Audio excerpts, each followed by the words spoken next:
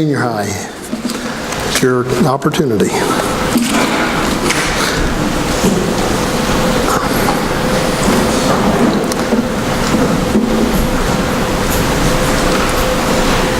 Sure, all of you go ahead and go with Megan. See if I care.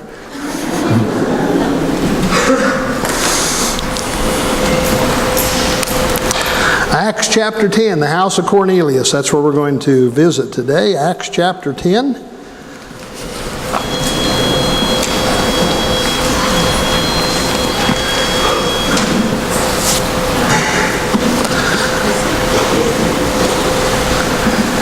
Now we got some openings out here. Look around, see who's missing. Make sure you give them a call the last 2 or 3 weeks. And I don't think it's my preaching, all right? So look around, give someone a call, let them know that you've missed them. I'd appreciate that very much. Today I want to talk to you about the house of Cornelius. Let's talk about a message from God. We're all familiar with the term special message, special message. We interrupt this program to bring you a special message. I think weather people love that. You know, I'm not going to tell you which channel I listen to, but I'm pretty convinced that they stand out and watch for one cloud to come over and then to say, special message. We are not for sure, but it may rain tomorrow. We get all those special messages, so for all you weather people, if you're listening, I apologize. But, special message. I can remember back in 1991, Sue, you'll remember this as soon as I said it, Kuwait, I think that was 91, we were having a Wednesday night Bible study, and right before we got here that Wednesday night, special message from the President of the United States. Now I know there's been many since then, but that's one that just resonates in my mind as we went to help the people of Kuwait. So there's a special message. Now last week, how many of you have Amber Alert on your phone?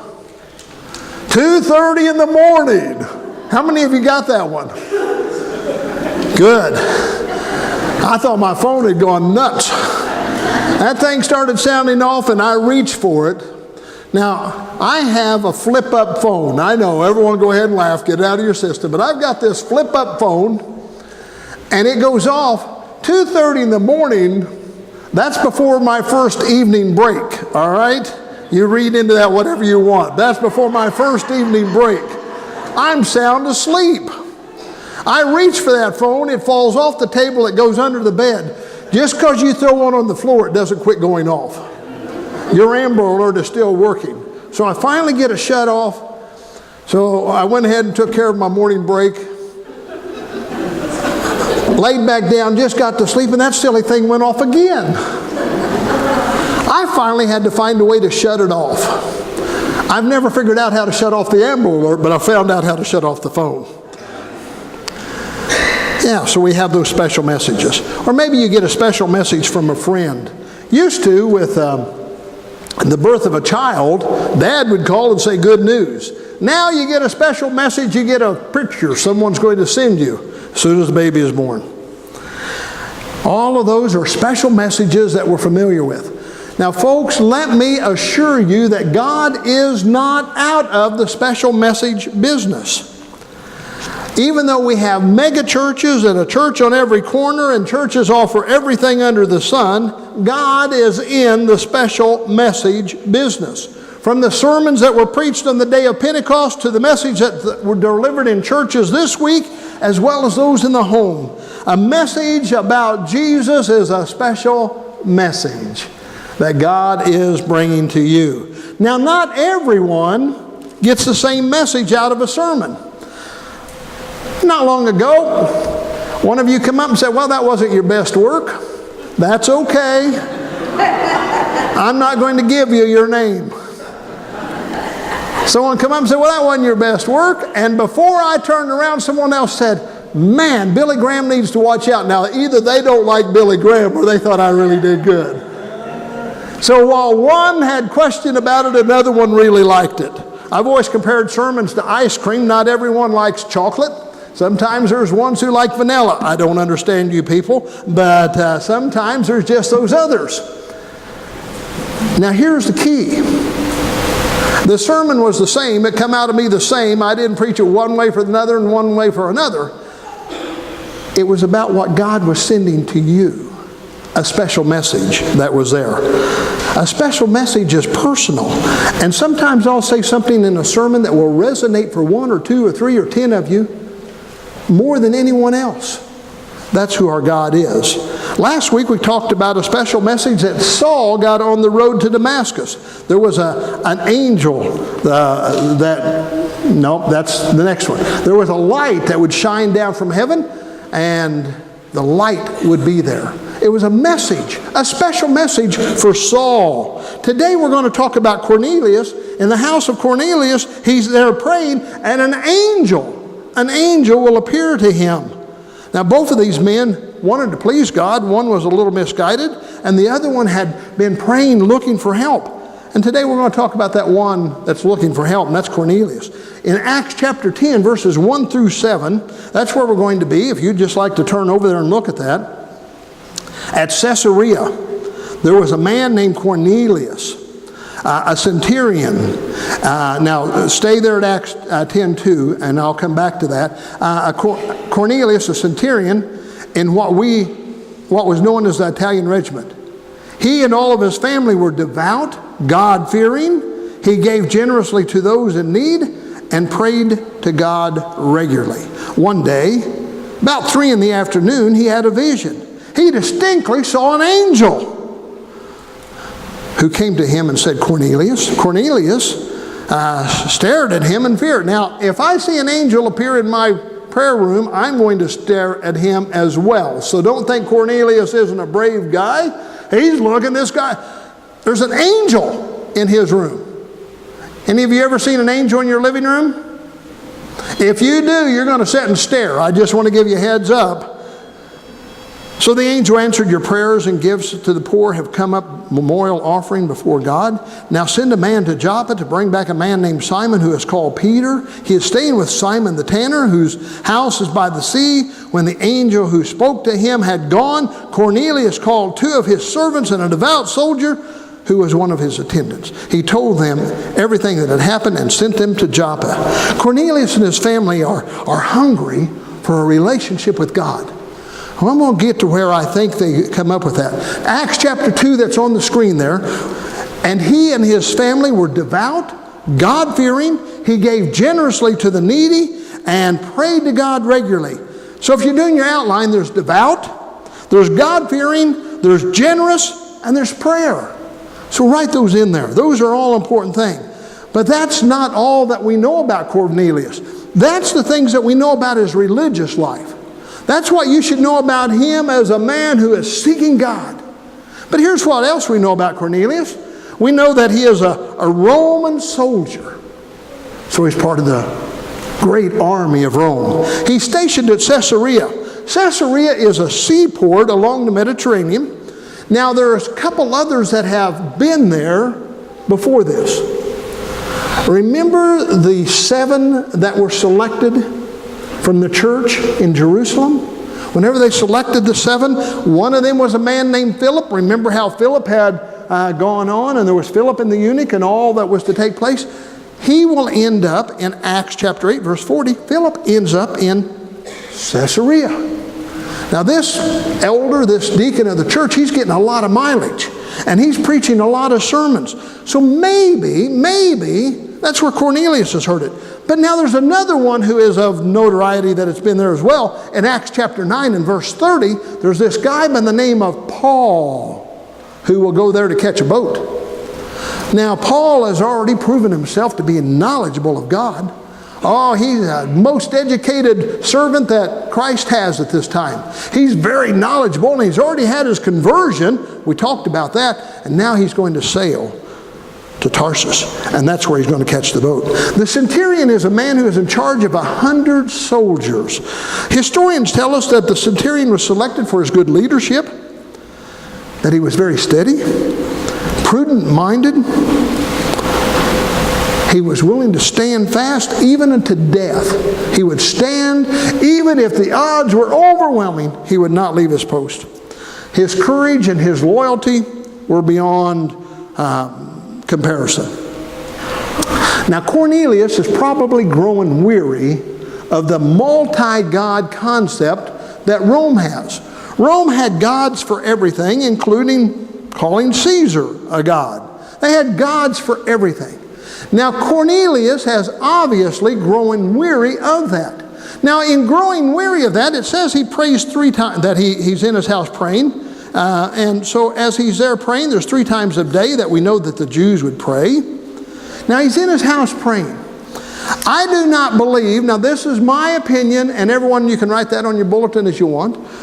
I don't believe that Cornelius is a proselyte to Judaism. Now here's why. Cornelius is a Roman soldier. He is pledged to Rome. I don't think he's going to pledge himself to the law of the Hebrews. I don't think he'll do that. And I don't think he'll be obedient into circumcision. But I think he is very interested in this one God concept that the Jewish people, that he has learned from them. Maybe he had heard Philip preach. Maybe he had heard Paul speak. Maybe he's just heard the church that it has passed through, Caesarea. Maybe he's just heard that. But whatever it is, Cornelius is interested. And it's changed his whole life to where he is devout and he fears God. Oh, there is a true one living God, and he fears that God. He's generous to those that are around him, and he prays. I think we can see where Cornelius, of course, is going to make a difference. Now, he had probably heard bits and pieces of the message, but he didn't have all the facts, all the information. We've got a couple of young men that are interested in, young guys that are interested in making a decision. Jerry's going to meet with him Sunday. We want to make sure that they have all the facts, all the information before we go too much farther. So the first message, though, that you find here in the Scriptures about Cornelius, the first message that we see that he's going to receive, now we know that he's heard some of the truth at some point because he's worshiping one God. We know that he is devout, God-fearing. We know those things, so he's heard some of it, but the first message that's recorded for us was a message from an angel. Now, if you read that closely, that's not a message of salvation. That's not a message about salvation. But it's a message where to find the answers and the hope that Cornelius is looking for. Many times, folks, people pray. Now, each of you have been in this position where you say, that person's such a good person. He's so generous, he give you the shirt off his back. He's just a good person. He prays. Many times people pray, they do good things, they live good lives, but they never follow through to find the complete message. There are wonderful people out there who are going to be lost. That's why this message of Cornelius is just as much about the angel as it is about Cornelius. Each of you might be that person to send them for help, to be that encourager, that angel. So many times they never follow through to get the complete message. And that's what they've got to do. Cornelius would follow through. Acts chapter 10, verses 30 through 33. Cornelius answered. Now, what has been taking place? Peter has already answered the call, and I'm going to come back to that part. But now Peter is at the house of Cornelius. And at the house of Cornelius, he's going to question him. Peter is questioning him, why did you call for me, a Jew, to come here anyway? In verse 30, Cornelius answered, 4 days ago I was in my house praying at this hour. At 3 in the afternoon, suddenly a man in shining clothes. Now we just learned something about this angel. Stood before me and said, Cornelius, God has heard your prayer and remembered your gifts to the poor. Send to Joppa for Simon, who is called Peter. He is a guest at the home of Simon the tanner, who lived by the sea. So I sent for you immediately, and it was good of you to come. Now we are all here in the presence of God, listening to everything the Lord commanded you to tell us. Cornelius acted immediately. He acted immediately. And he was ready to hear. Cornelius was not in the house to lead, folks. He's a leader of men, but he's not in the house to lead. He is there ready to hear. And he says, now tell me everything that God has told you to tell me. He's interested. He's even invited his friends and others to come to hear and to listen to what this man would have to say. Now consider this, if you will, because this may apply to you. Many times people tell me this. They'll tell me that, you know, I don't think I am prepared or ready to lead a person to the next level or to salvation. Okay, maybe you're one of those people. Most of you would probably think that you are. Are you ready to point the way? Are you ready to help them see where they need to go for the answers that they need? Now, let's make sure that we understand what is going to take place. That first messenger, that angel, whenever he is going to make that truth known, it wasn't confusing. It wasn't confusing at all. He would tell them, I want you to go to Simon the tanner. I want you to go to Joppa. I want you to go to Simon Tanner. Now, Simon the tanner, he lives by the sea. And there you're going to find this other man named Simon, who is also called Peter. So he instructs him. So you may be the first messenger. Tell them where to look. Be willing to help them find the place to go. Bring them with you. Bring them with you. Take them to a Bible study class. Take them to a sermon. Take them to a prayer time. Bring them with you. Make them comfortable. Whenever they come into the house of God, help them to become comfortable, familiar with others around them. Like Cornelius, there are many striving to know God, folks. And they need that first messenger to get them to that new level. They really do want to know. And they really do want a relationship with God. But they don't know where to look. Now let's all take just a moment and think about this. Today, if you were to come to Latonia Christian Church, there are 5 possible entrances that you're going to come in. Number 1, number 2, number 3, there's a back door, there's one down here. We keep this down here locked. You don't try to come in the well door, you can't get in there.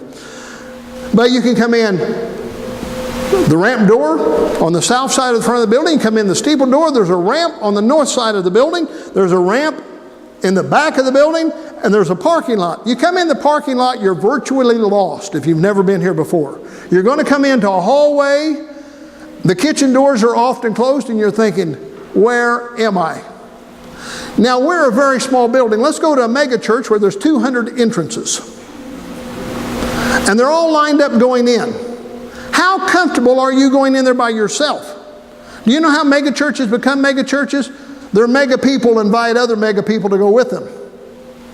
They invite people to get in. They help them create a comfort zone. So now someone that you know, a Cornelius that you know, may need help getting in. And we've only got 5 choices. One of them's bad. You come in the back, good luck. There's all sorts of hallways you can roam up and down before you finally take the small hallway that leads out to the church.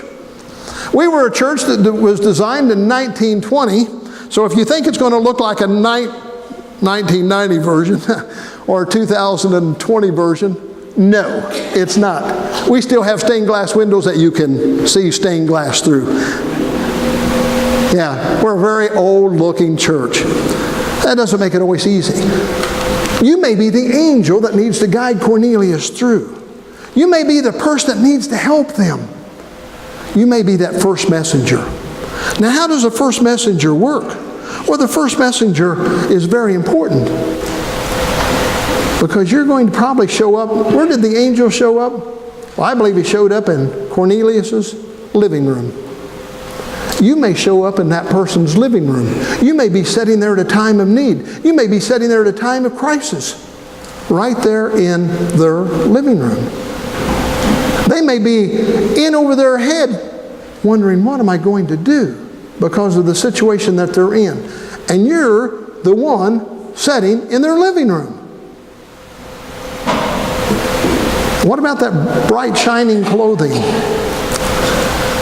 I believe Christians glow, folks, because you have the presence of Christ and you have a message they need. Let's talk about the messenger now. The second messenger, Peter. Acts chapter 10, verses 9 through 23. I don't think all of that is on there. You can look at that in Acts chapter 10, verses 9 through 23. There you're going to find about Peter's vision. And during this vision, that's when the angel who has been to Cornelius, Peter is going to see a vision, and he's going to go up on the roof. You know the story, and there's going to be a sheet that is going to be lowered 3 times down. He's going to hear a voice. It's going to say, "Take and eat." And he said, "Not me, Lord. Nothing unclean's ever entered my mouth." Not going to do that. And 3 times it's going to happen, and God will say, "If I've made it, it's not unclean." So that's basically where we're at. So let's go to verse 15. Let's go to verse 15. There we go. The voice spoke to him a second time, "Do not call anything impure that God has made clean." Do not call anything impure that God has called clean. Now it's kind of interesting. Let me backtrack just a minute. Whenever the angel that is sitting in the living room of Cornelius, whenever he sends them to Peter, does he say, "This is Peter the apostle? This is Peter that walked with Jesus? This is Peter who was in Jerusalem"? He doesn't say any of those things, folks. He gives the messenger no importance except for go see Peter. He didn't make it about the messenger. He made it about the message that Peter was going to give him. So God uses this opportunity of these sheets to broaden the apostles' vision. If you're doing your outline, vision. All of a sudden the Apostle Paul is going to see things different than he's ever seen them before. See, he has been in the presence of Jesus. He has heard Jesus. But he didn't have a complete grasp of all that God was offering. That salvation is for everyone. Not a select few, but for everyone. It's available to everyone. And that no one should be considered unclean or unwanted by God. So that would lead me to ask this question. Do we look past people? Are there times that we just look past people? That we find that we are not comfortable around them? Now that's why that sheet was lowered down, because Peter was uncomfortable around Gentiles. And God said, "Don't call those people unclean, they're my people." Many times we'll find that we are uncomfortable around people. We're uncomfortable around a class of people. We're uncomfortable with people richer than us. We're uncomfortable with people poorer than us. We're uncomfortable with people of color. We're uncomfortable with people of foreign nations. We're uncomfortable with white people. We're uncomfortable with bald people. We just got all of these uncomfortable areas. Now, folks, God is saying, break down those barriers. That nothing that He has created is bad. Wow, what a powerful message. And here Peter is. He's been walking with God for a while now. And it has to be reinforced. So before the message could be delivered to Cornelius, the messenger had to be more completely educated. More completely educated. So here we are. He's educated Peter. He's saying don't look past anyone. He said there's a devout man with limited knowledge who is looking for God. And he's sending people to you right now, Peter. Acts chapter 10, verses 34 through 35.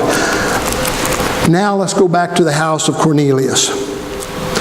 Peter has traveled back with them to the house of Cornelius in Caesarea. He's traveled back with them. Verse 34, it's going to say this. Then Peter began to speak. I now realize how true it is that God does not show favoritism, but accepts men from every nation who fear Him and do what is right. You know the message God sent to the people of Israel, telling the good news of peace through Jesus Christ, who is Lord of all. You know what has happened through Judea, sent to the people that God sent to the people of Israel, the good news of Jesus Christ. You know what happened through Judea, beginning in Galilee after the baptism that John preached, how God anointed Jesus of Nazareth in the Holy Spirit and power, and how he went around doing good and healing, and all who were under the power of the devil, because God was with him. We are witnesses. A greater appreciation of God than ever before. Because this man who was praying, who had had a relationship, wanting a relationship with God, has a messenger. Angel means messenger. Has a messenger in his living room who sent him to someone who should be knowledgeable. And Cornelius would be led to a whole new level. But so would the messenger who should be more knowledgeable. And Peter was led to a whole new level. A greater appreciation of the awareness of God.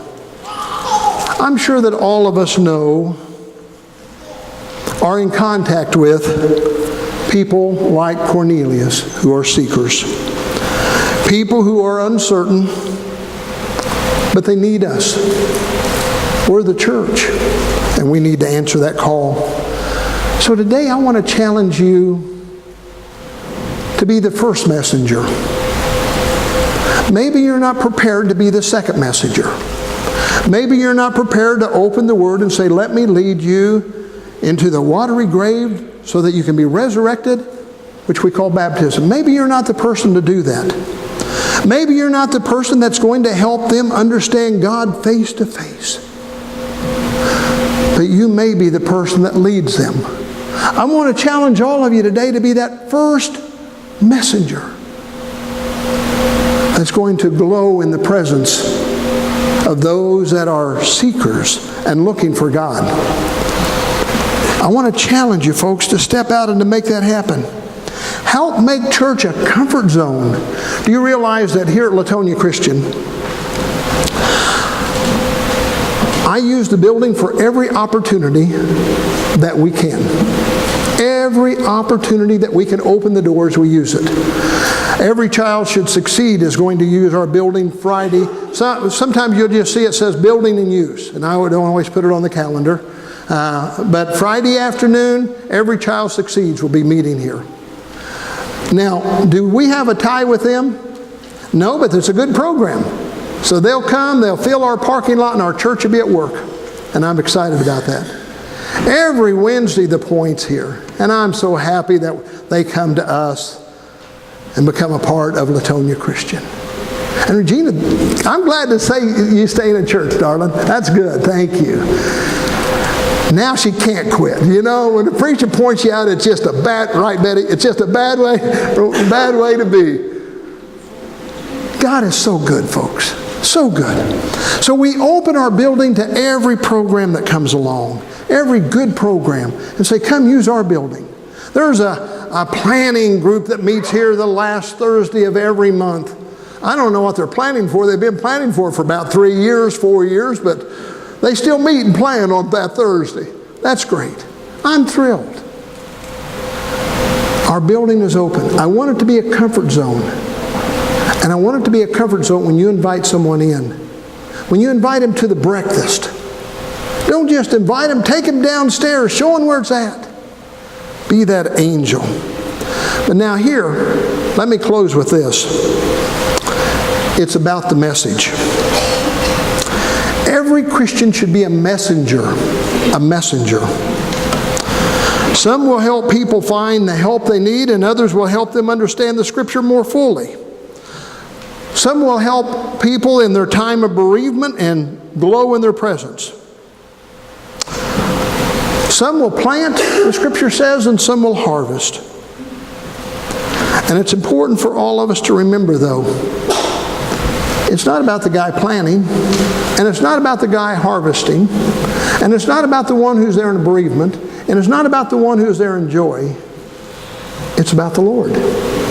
It's about the Lord. I never want to make church about Mike. I want to make it about God. I like all of you. Well, most of you. I like all of you. But about as far as I can get you at church. If you break down, call me. I'll get you a ride or I'll come and get you. If you're moving a piano, I'll send Jerry. So, whatever it is, I'll try to help. But folks, the truth of the matter is, you need Jesus. You need Jesus. So it's important for all of us to remember that it's about the message. It's about the Father and it's about Jesus the Messiah. I can tell you how He worked in my life, and that's what Peter said. He worked in my life. He changed me. But it's about how He worked in my life, not about what my life was about. You really don't need to know all that my life was about, and I guarantee you I will not tell you all that my life was about. So I'm going to ask you once more about being an angel, about being the messenger. The first message. Are you delivering the message? Are you delivering the message? Each one of you know someone in need. And it's easy to go home and say, I'm going to pray for that person.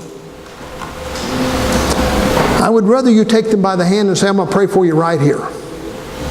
It's easy to go home and say, I'll have Brother Mike call them. I'd rather you bring them to Brother Mike and introduce us. It's about the message. And folks, I'm going to close with this, so get ready. We've got the greatest message in the world. And we call Him Jesus. Will you all please stand as we have our invitation?